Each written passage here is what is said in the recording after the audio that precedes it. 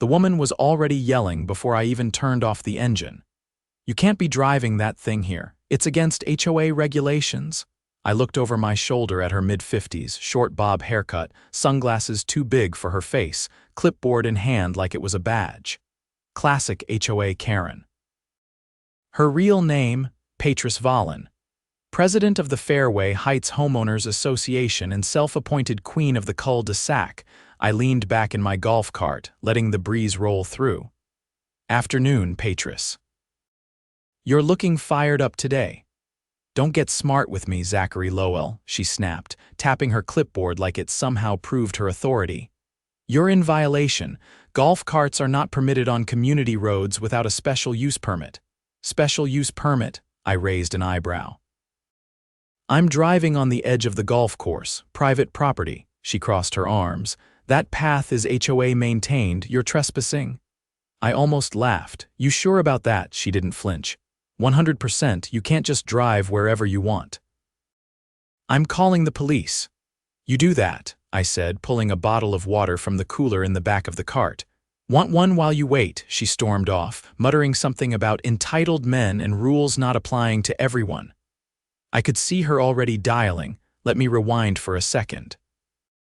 I moved into Fairway Heights last fall, after buying the old Renshaw estate that bordered the golf course. What Patrice didn't know, because she never bothered to actually learn anything about her neighbors, was that I didn't just live next to the course. I owned it. Every last green, bunker, and cart path. Got it at auction after the club went bankrupt. I'd been quietly renovating it into a private course for veterans and first responders. No fanfare, no big announcements, just something I cared about, but HOA Karen didn't care about that. She only cared that someone wasn't bending to her clipboard.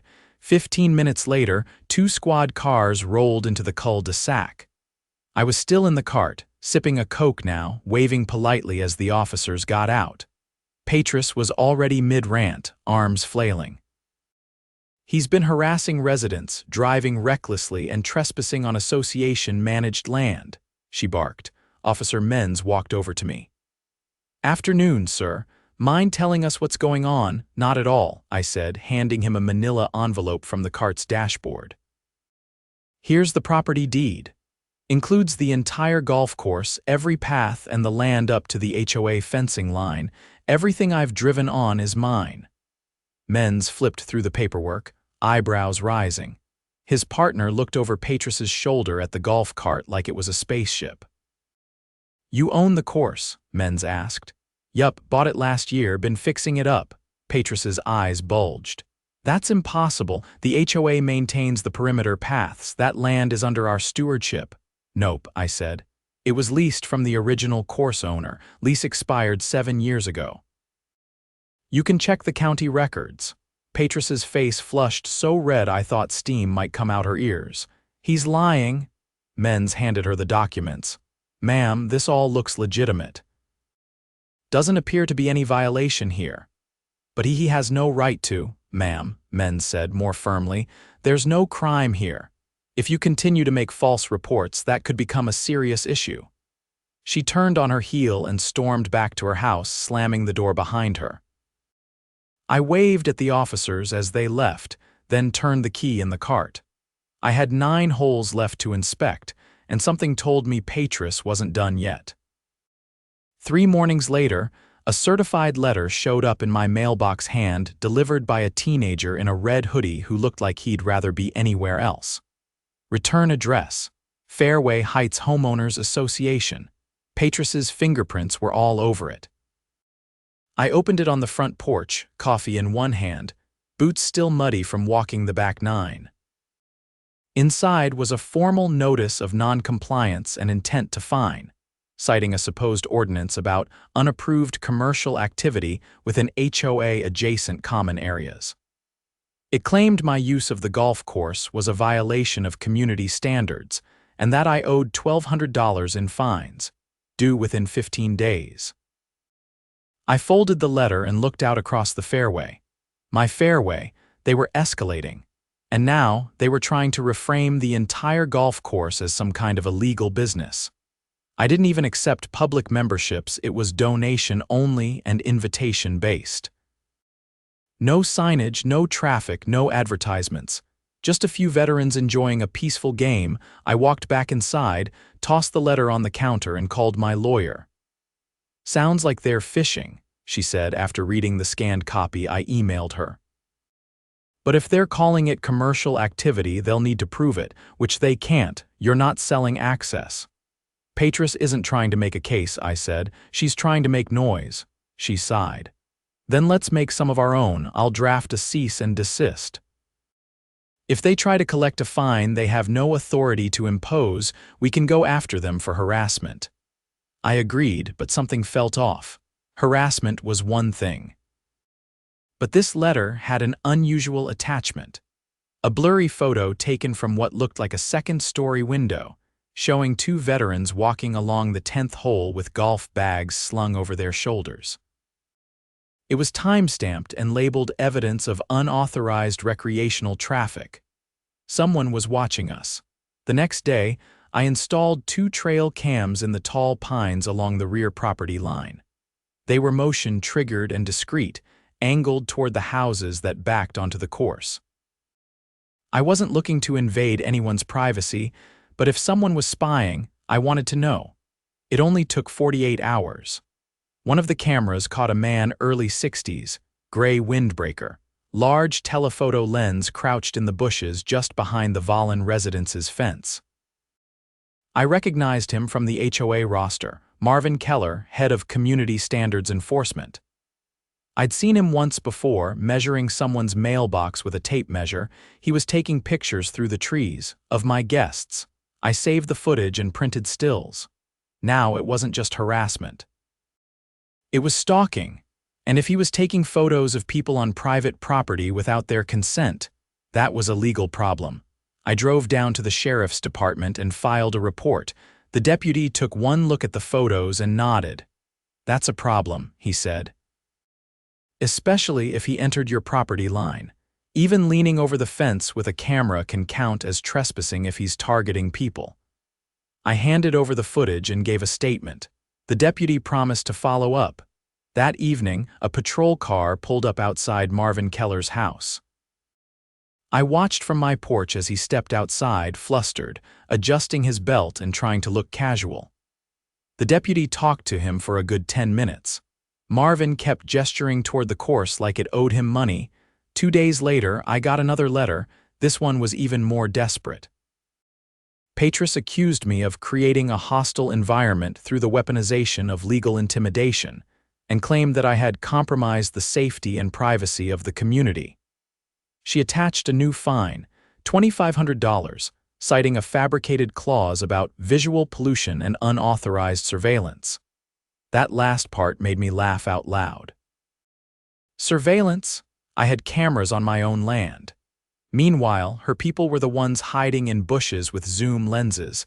I didn't call my lawyer this time. I scheduled a meeting with the entire HOA board. They held their monthly meeting in the clubhouse, which sat just outside the HOA's main office, a beige brick building that smelled like burnt coffee and old carpeting. I arrived 10 minutes early, wearing jeans and a clean button-down. No need to make a statement, I let the facts do that. The moment I walked in, Patrice stiffened like she'd swallowed a lemon. "This is a closed session, Mr. Lowell," she said without looking at me. "Actually, it's not," I replied, holding up a printed copy of the HOA's bylaws. Section 4, Article 9. Any homeowner may attend board meetings unless the board has voted to move into executive session, which you haven't. She didn't respond, just sat down and adjusted her clipboard. I waited until they got through their usual nonsense flowerbed budgets, a complaint about someone's Halloween decorations still being up in January, and then stood up. "I'd like to address the board." Patrice opened her mouth, but one of the other board members, a lanky man named Todd who looked like he hadn't slept in a week, gestured for me to continue. "I've received 2 threatening letters from this board," I began. "Both contain fabricated fines and misrepresentations of property boundaries. You've accused me of commercial activity that doesn't exist, and someone from this board has been caught taking unauthorized surveillance photos of my guests. Todd leaned forward. You have proof of that. I handed him the stills. He passed them down the table. Patrice didn't even look.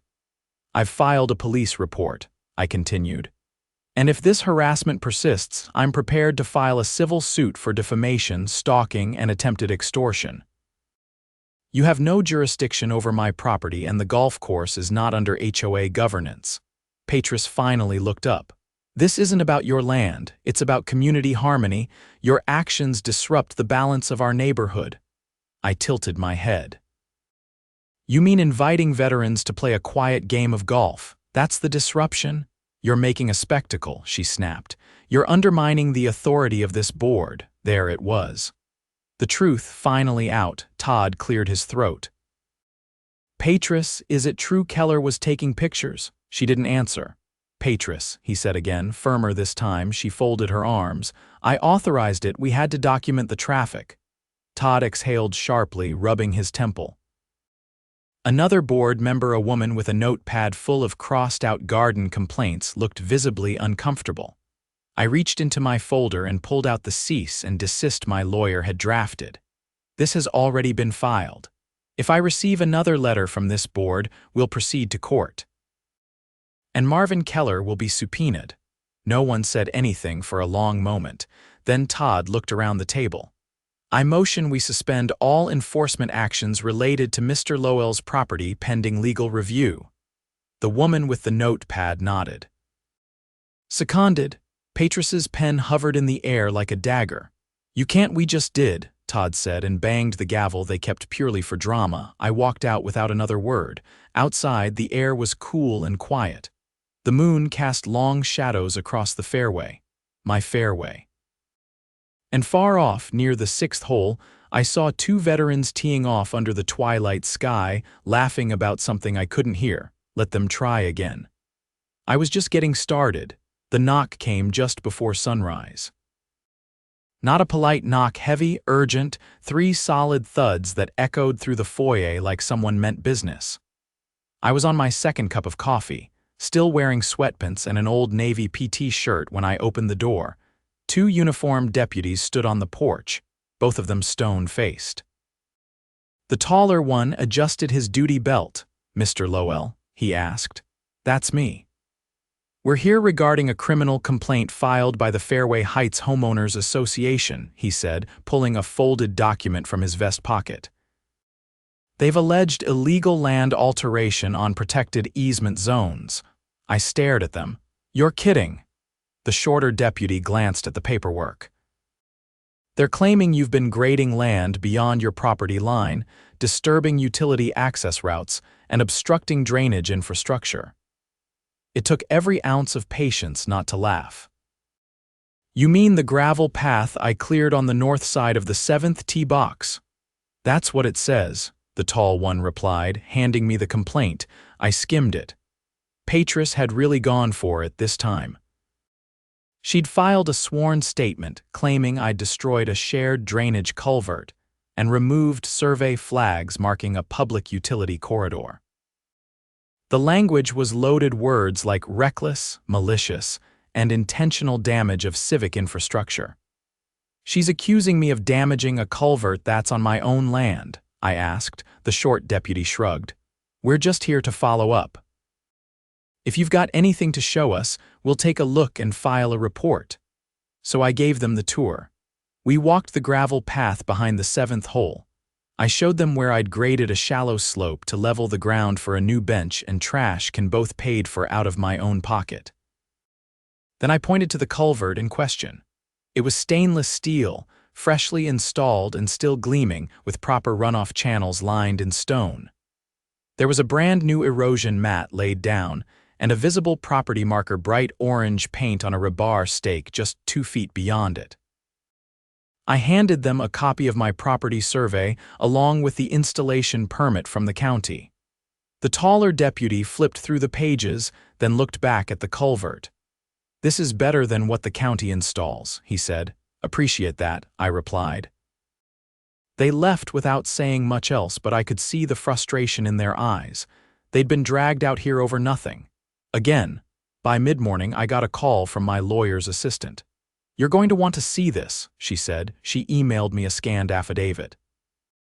It was from a contractor, Alton Mason, owner of Mason Grading and Excavation.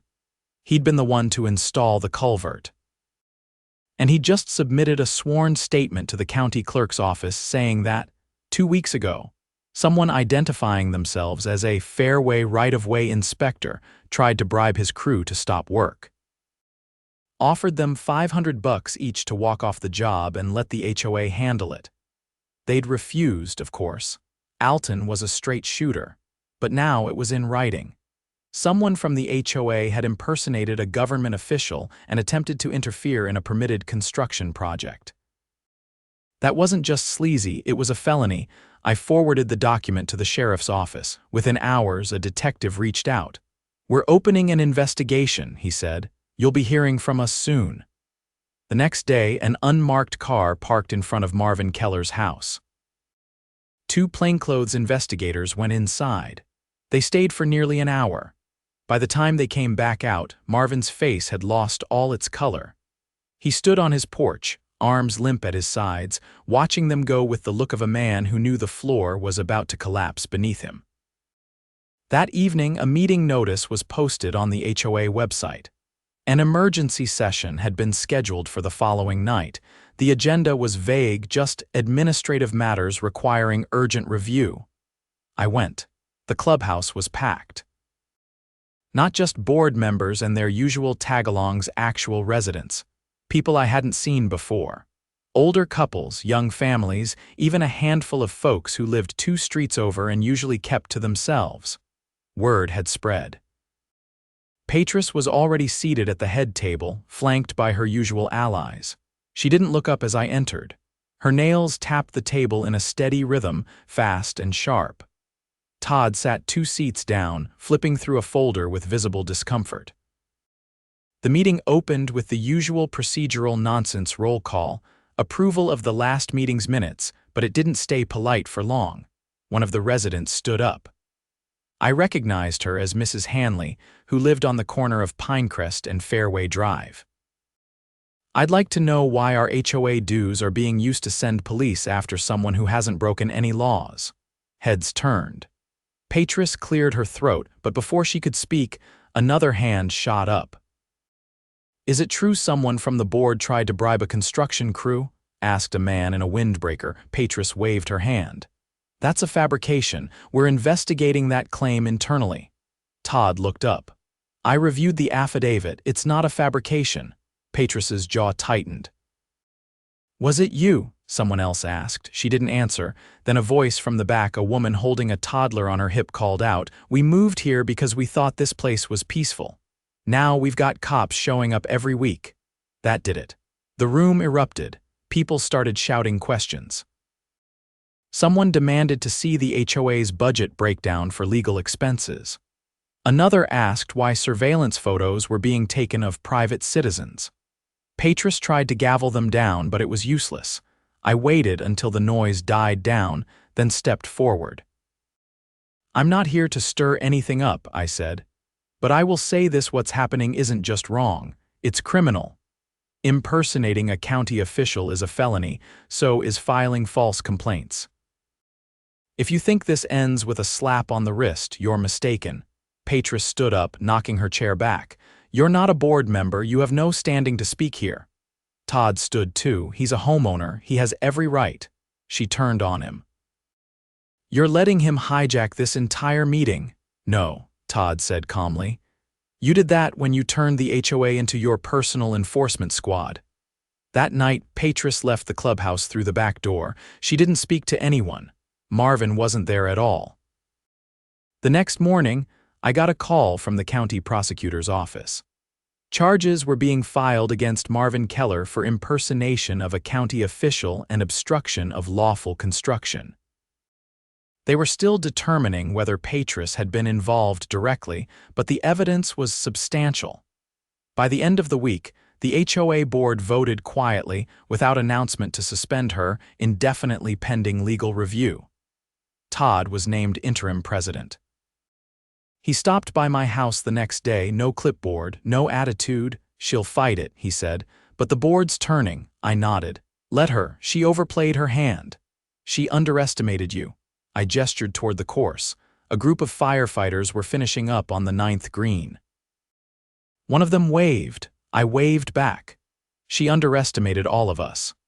The hearing was set for Tuesday morning, held in a small courtroom at the County Civic Center. Not exactly front-page news, but word had spread fast through Fairway Heights and beyond. By the time I arrived, the hallway outside the courtroom was buzzing not with reporters, but neighbors. Not just from my street, either. Folks from across the district had taken the morning off to see what would come of it. I spotted Todd standing near the water fountain, flipping nervously through a folder. "You ready for this?" I asked. He nodded without looking up. The DA's office subpoenaed HOA financial records. Patrice might have buried the board, and we didn't even know it. Inside the courtroom, the judge, a sharp-eyed woman with silver hair and no time for theatrics, called the session into order. Marvin Keller sat alone at the defense table, his attorney whispering rapidly in his ear. Patrice was nowhere to be seen. The assistant district attorney began with the impersonation charge, how Marvin had identified himself as a county inspector to Alton Mason's crew, offering them cash to abandon a legal project. It wasn't just unethical, it was criminal interference with permitted infrastructure work. But that was just the start. Then came the real bombshell. The DA introduced evidence from a forensic audit. Patrice, as HOA president, had authorized nearly $30,000 in legal contingency expenses over the past 6 months, none of which had been approved by the board. The funds had been routed through a shell account labeled Community Preservation Trust. That account was traced back to a P.O. box registered under her maiden name. She'd been using HOA funds to pay Marvin under the table for consulting, which turned out to be surveillance and field interference. The courtroom fell silent. The judge leaned over her bench. This board member accepted payments from HOA dues without disclosure, utilized those funds to obstruct lawful private development, and directed another board member to impersonate a county official. The ADA nodded. "Yes, Your Honor. And we have sworn statements from 3 board members and 1 treasurer confirming that none of these expenditures were authorized." The judge's gavel hit the block. "Mr. Keller, you are hereby remanded into custody pending trial. As for Miss Vollen, issue a bench warrant. If she is not in the state, coordinate with the U.S. Marshals." It turned out Patrice had left town the night before, her car was gone, and her phone had been shut off. But she wasn't slick. A neighbor's security footage caught her loading suitcases into the trunk just after midnight. The plate was flagged at a toll booth 70 miles east, heading toward the state line. Todd walked up to me after the hearing, rubbing the back of his neck. "She emptied the HOA's reserve account. We're down to less than $400 for the next quarter." "You'll recover," I said. "You've got good people backing you now. I don't know if I'm cut out to lead this." I looked around the lobby. Half the neighborhood was there. Retirees in windbreakers, moms with strollers, even a guy in a postal uniform holding a copy of the HOA bylaws like it was a novel. "You don't have to lead it alone," I said. "Let them help you fix it." He nodded slowly, almost like he hadn't considered that before. Back at the course, the sun was just clearing the tree line when I pulled up in the cart. A few of the regulars were already out on the range. I passed a group of EMTs unloading clubs from the back of a pickup. One of them gave me a thumbs up. "You're famous now," he said. Not the kind of fame I wanted. Still earned it. I parked near the clubhouse, a small, converted barn that had once been used for storage back when the course was a private club. Now, it served as a quiet refuge for the folks who used the space. Inside, someone had left a stack of thank you cards on the counter. Handwritten. No signatures. Just simple notes of appreciation from people who'd found peace here. Later that week, the HOA held an emergency town meeting in the open field near the community garden. No clubhouse, no formality. Just lawn chairs and coffee thermoses. Over 100 residents showed up. Todd stood in front of a folding table holding a single sheet of paper. "We're not here to argue," he said. "We're here to vote on a motion to dissolve the current HOA charter and restructure." He read out the proposal. It included term limits, mandatory transparency on all expenditures, a rotating citizen oversight committee, and most importantly a clause that would require a 2/3 community vote before any enforcement action could be initiated against a homeowner. The vote was unanimous. Afterward, a young couple approached me. They lived in one of the newer homes on the far side of the neighborhood and had never attended a meeting before. "You really own the whole course?" the woman asked, eyes wide. "Every blade of grass," I said, sipping from a paper cup. Her partner grinned. "Guess that means the HOA can't tell you what to do." "Not anymore," I replied, "but that's not the point." They looked confused. "The point is, no one should have had that kind of power to begin with." A few days later, word came through that Patrice had been picked up at a bus station in another state. She'd been trying to transfer funds from the Shell account when the alert triggered. The charges stacked up: fast wire fraud, embezzlement, misuse of public funds, conspiracy to obstruct municipal infrastructure, and directing a public nuisance under fraudulent pretenses. The last one was poetic. I didn't attend her arraignment. I didn't need to. The neighborhood had already moved on. Kids were riding bikes down the street again. Someone started a community bulletin board on the corner of Maple and Briar. Just a corkboard nailed to a post where people could pin notes, lost dog flyers, or offer lawnmower repairs for $20. It was simple. Real community always is. One evening, as the sun dipped behind the treetops and the shadows stretched long across the fairways, Todd joined me on the clubhouse porch. He brought 2 cold sodas and a folder. "You're going to want to see this," he said. Inside were architectural sketches, clean, minimal, designed for function. It was a proposal for a small veterans' memorial garden tucked between the 3rd green and the pond. Benches, flagpoles, a walking path lined with stones engraved with the names of local service members. "We took a vote," he said. "The new board wants to fund it entirely. No dues, all volunteer and donation-based. We thought maybe we could build something that matters." I looked out over the course. Fireflies danced in the grass. A pair of veterans were teeing off under the fading light. "Yeah," I said, "let's build it." And that was that. No more clipboards. No more threats. No more fake citations or shadowy fines. Just a neighborhood rebuilding itself from the inside out. Stronger, smarter, and finally free of the rot that had clung to it for too long. The cart still sat near my porch most days, keys in the ignition, cooler in the back. The same one that started it all. Occasionally, someone new would move in and ask if it was allowed. I'd smile and say the same thing every time. It's not about what's allowed, it's about what's right.